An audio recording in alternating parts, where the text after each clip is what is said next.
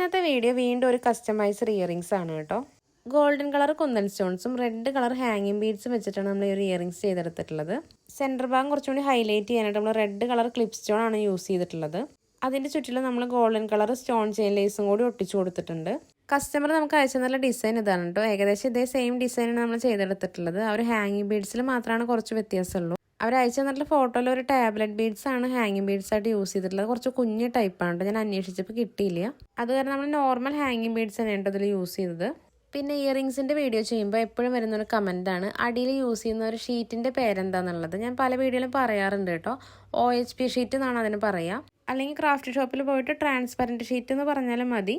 പിന്നെ നമ്മൾ യൂസ് ചെയ്യുന്ന ഗമ്മ് B7000 ആണ് കേട്ടോ. പിന്നെ അടിയിൽ ഒട്ടിക്കുന്ന ഈ ഒരു ബ്രൗൺ കളർ ഷീറ്റിന് പറയുന്ന പേരാണ് ബാക്ക് ഷീറ്റ്. പിന്നെ എല്ലാവർക്കും ഡൗട്ടുള്ള നമ്മൾ യൂസ് ചെയ്യുന്ന ടൂൾസിനെ പറ്റിയിട്ടാണ്. നമ്മൾ 3 ടൈപ്പ് ടൂൾസാണ് യൂസ് ചെയ്യാറുള്ളത്. ഒന്ന് കട്ടർ, പിന്നെ റൗണ്ട് നോസ് പ്ലയറും, പിന്നെ നോർമൽ ഒരു പ്ലയറാണ്. ഇതിന് ഓൺലൈൻ വാങ്ങിയതാണ്. ലിങ്ക് ഉണ്ടെങ്കിൽ ഞാൻ റൈറ്റ് സൈഡിൽ ടാഗ് ചെയ്ത് കൊടുക്കുക. അപ്പോൾ എല്ലാവരും ചെക്ക് ചെയ്ത് നോക്കുക കേട്ടോ.